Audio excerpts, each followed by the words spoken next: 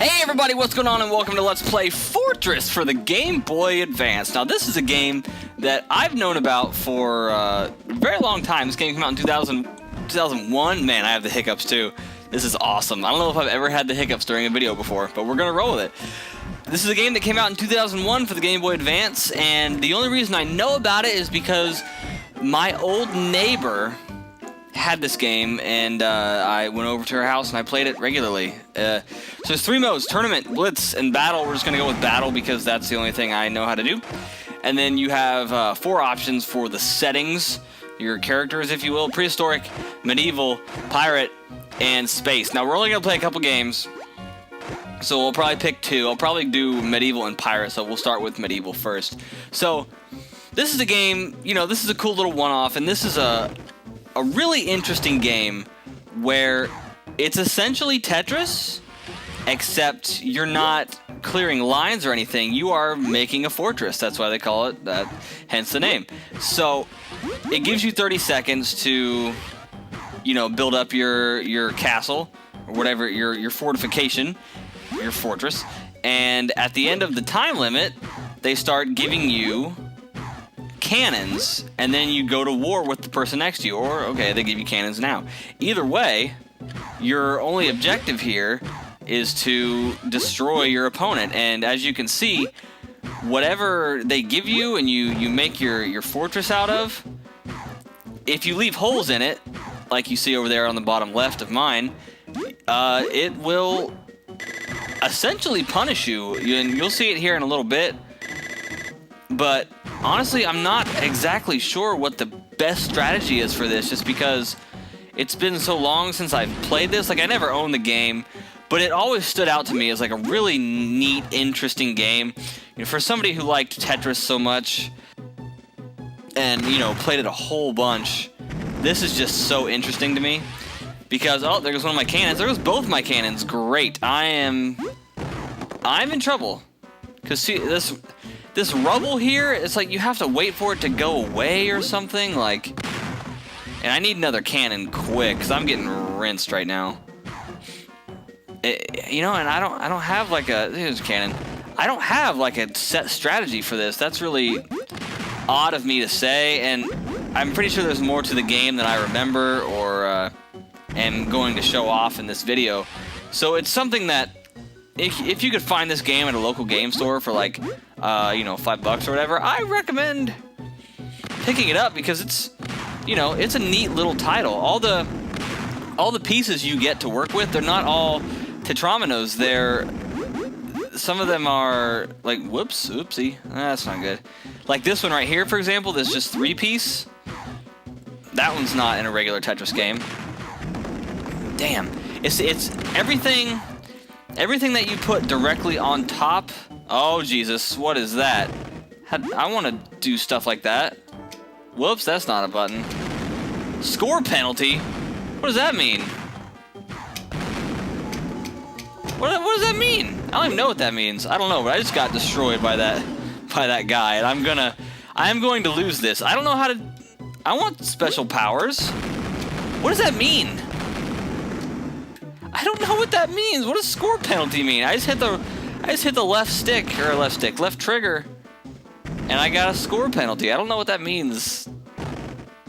But I think it's, yeah, goal's 12,000 points. So it's not necessarily, and I'm green, so it's not necessarily who destroys the other person. It's just first to 12,000 points. See, that's the most frustrating part about this game, is that you can't build on top of your rubble. You know, it would make sense if you could like fill it in or something like that, but you can't, and it's annoying. But yeah, this game is super neat. It's so creative compared to other Tetris games, because I've played plenty of Tetris games, like different kinds of Tetris games, like Tetris Plus for the PlayStation. That's a really good one. If you haven't played that one and you like Tetris, you should probably check that one out too. But you know, for a handheld game, which is the majority of my gaming, or at least it was throughout my early life, because I would be traveling so much, you know, from one place to another, you know, up north and back down south for family things. It's, you know, this is just the type of thing where it's interesting. Oh, it's a bomb. What does that mean? Oh, neat. Okay, so I got something other than cannons. Oh, and that's where the little guy comes from. Okay, neat. All right, cool. See, we're relearning. We got this. You know, and this is something that I don't normally talk about, but the neighbor that I borrowed this game from, she was a girl who Rebel. That's right, I remember that. Hey, that soundbite. The neighbor that I borrowed this game from was a girl who lived in the duplex next to us, down in Tennessee where I used to live, and she was a black girl. My family and I used to live next to, I can put a block there, my family and I used to live next to a black couple, you know, because we didn't have my sister at the time, and it was just myself, and, oh, a dragon? I want a dragon. See, I'm gonna lose. That's okay, though. I think I'm doing pretty well for medium and, like, first time playing this in a long time. My family and I, it was just myself and my parents, so a white couple and a white kid, and then our neighbors were just a black couple, and then they had a black kid. They had a little girl, you know, and I always thought that was really interesting because, you know, it was very culturally diverse down south where I lived, because, like, the high school I went to initially, I think I've talked about this before too. The high school I went to was, you know, it had, you know, white kids, black kids, Mexican kids, kids from all different places. Like, there were kids that came up, like, moved up to our school because of Hurricane Katrina. There were kids from, you know, kids from New Orleans, things like that. And I always really remember, like, you know, and my best friend is black, you know, and I've been friends with him since, like, you know, 6th grade. And the race thing, like, never really, I never really even noticed it, honestly. And the reason I mention that is because, what is this? What is that? What does that guy do? I don't know what that does. Oh, he repairs shit, doesn't he? Oh, he does. Repair my shit, please. I love you. The reason I bring that up is because I might actually win this.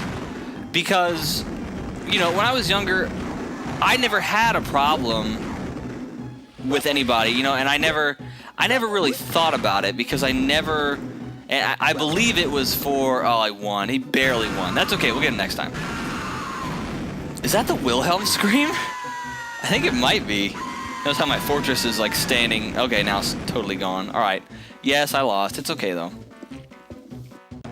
I would always go next door. Like, she was my best friend when I was, you know, little like that. Let's do pirate.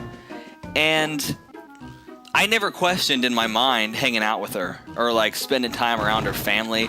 You know, because there were times where my parents wanted to go do stuff alone, and so they would, you know, they would leave me with them, our neighbors, the black couple. And, you know, it was one of those things where when I was with them, when I was around them, you know, despite the cultural differences, I never really thought anything about it. And that's one of the, that's one of the interesting, so, you know, something interesting that I think about a lot. Like, I never, you know, the reason that, and I say that because, you know, acceptance for most things are just, it's crazy to think about, you know, what people do and do not think, you know, because I'm like the furthest thing from a racist or, like, anything like that. Like, And you know, I live in Indiana right now, so, and I don't know, you've probably heard fairly recently about the whole Indiana gay marriage thing where they passed that bill. That's a whole nother story for another time, honestly. That really sets me off. But you know, it's something where I would never even think about discrimination or you know, something like that. And I think that had a lot to do with those neighbors that we had. You know, the fact that I would be over there all the time and I would spend time with that girl, and you know, the majority of the time we would be playing video games, you know, to bring things full circle. That's the reason I brought it up. And this was one of those games. You know, I had a Nintendo 64 when I was little, but I never had Super Mario 64, and she did. So I remember going over there, watching her play it. You know, she had like a little Nintendo Power magazine with a guide to get all the stars. We would spend time, you know, looking at it and trying to get them all, and you know, just things like that. So, you know, if anything, it's like this game reminds me of that small window in time about how, you know, about how I really kind of grew up and learned what the, is that a Cthulhu? Yeah, how I grew up and how I learned, you know, that just because somebody is different than you on the outside, that doesn't really mean anything, you know what I mean? So what if she was a different color than I was? We liked playing games, and that's really all that mattered. So, you know, not to be preachy or anything, but I mean, come on, that's like, you know, that's all you need, people. Shared interests. Don't be dicks. If there's anything I could ever teach anyone, it's just don't be a dick. Even if somebody's a dick back, because, you know, being a dick it just leads to more dickatry. That's just like the whole Baltimore riot thing going on right now. Or they did earlier this week. I mean, jeez. Watching that shit go down was just crazy. Alright, we have a bomb. So mainly when you get weapons like that, you want to kind of point them at your opponent's weapons, like their cannons, so it'll put a little bit of a halt on them putting damage on you. Okay, that's as far out as I can go. See, and I don't know, I'm not sure what constitutes as a solid building strategy here, because as I said, if you put something on top of the rubble, then it just goes away, and you essentially just wasted a block. If you put something on top of the cannons, however, it gives them a little background like that, you see, and they're good. But you get points for, from what I can tell, you get points for making your fortress like symmetrical to where it fills in like that with whatever texture it may fill in with, and then just doing damage to your opponent. I haven't noticed yet, but I don't think you can lose points. It's just a matter of getting up to the goal, which is 1200. Okay, or 12,000, should I say? Dang it! If you hit the up button, that's just it. It just falls. Oh, I hear a bird. There it is. Why does it have a propeller on its back? It's a bird. It should be able to fly anyway. Alright, let's just keep building. If there's anything I'm good at video games, it's...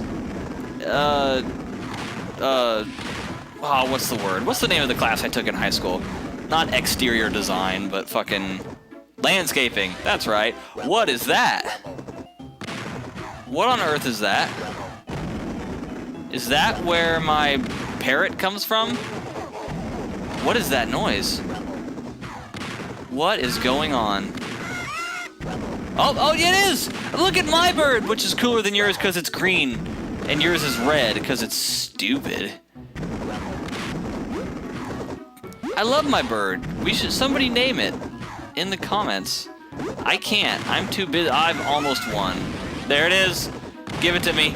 Give it to me. Suck it.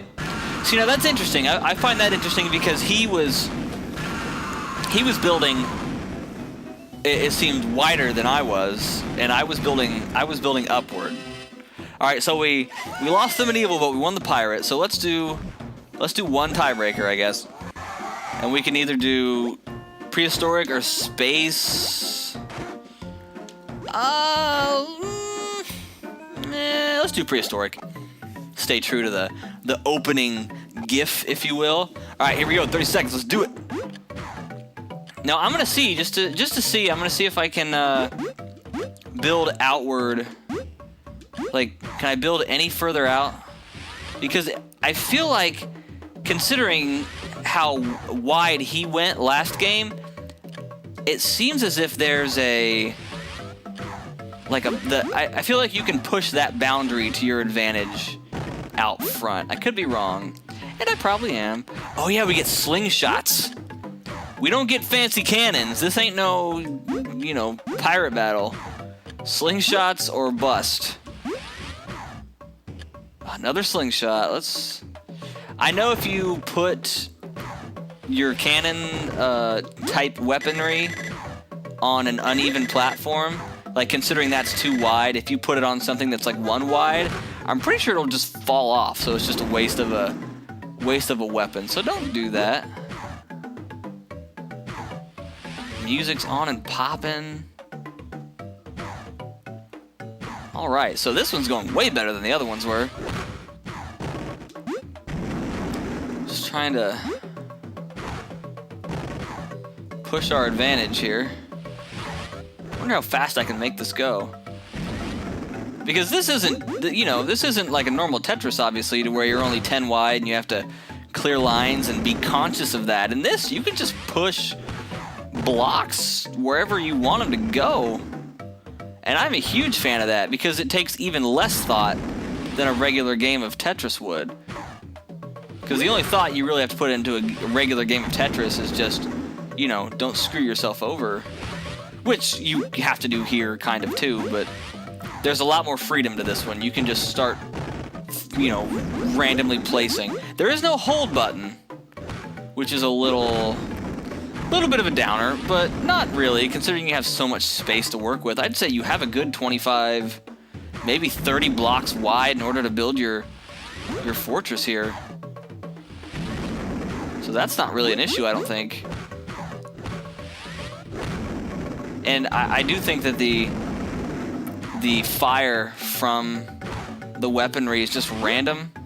So I'm happy that there isn't a mechanic to where you can just like knock the legs out from under your opponent and their whole fortress falls and it turns into rubble. Because I'm not paying too much attention to the score here, but I'm pretty sure I'm smoking this guy. Man, come on, online multiplayer for a 2001 game. Is that a T-Rex? It was, I think. I just screwed myself on this block to go look at the T-Rex, but yeah, see, I pushed the boundary forward. Or backward, at least.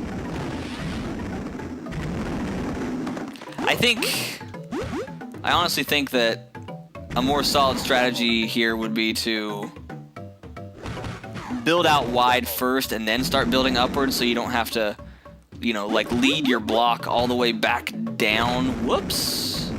Like this, for example. Because now it's getting harder for me to actually complete the structure. But we're still, you know, we still have a firm lead here. Ah, that didn't do anything. Sweet.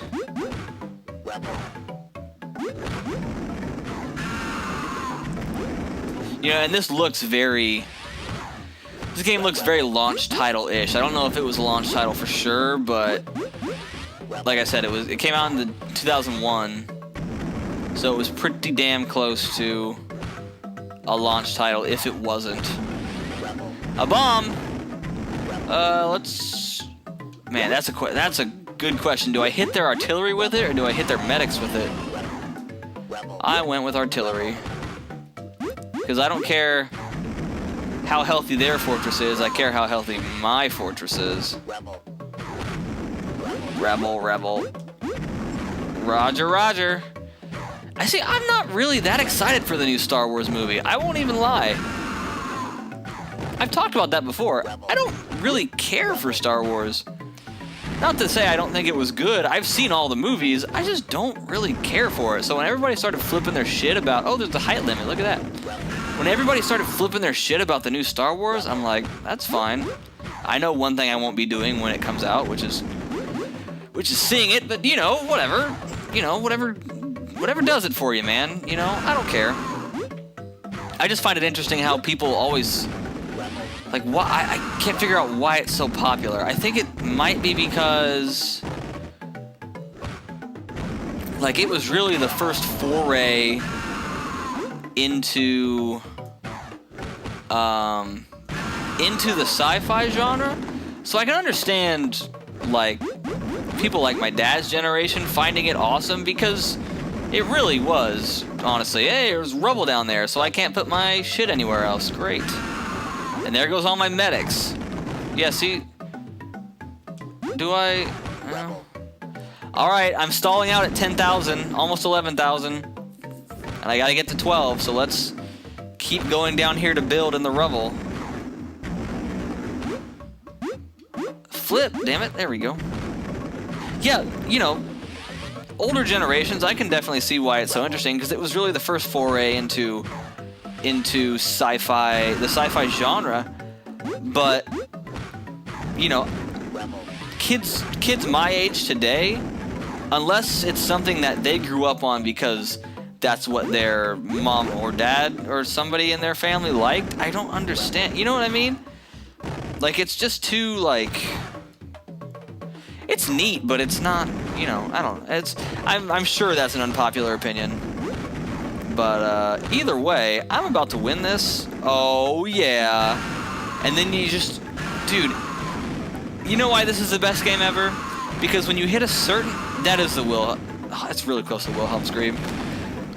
The best thing about this is, whenever you hit a certain score, all of your opponent's property just explodes. Find me another game that does that. Me and my pterodactyl just won. Yep. So there you go, Fortress for the Game Boy Advance. If you find it for cheap, it's really neat Game Boy Advance game. If you like Tetris, pick it up. And there you go. All right. So until then, I'm Broken Champion. We're done here.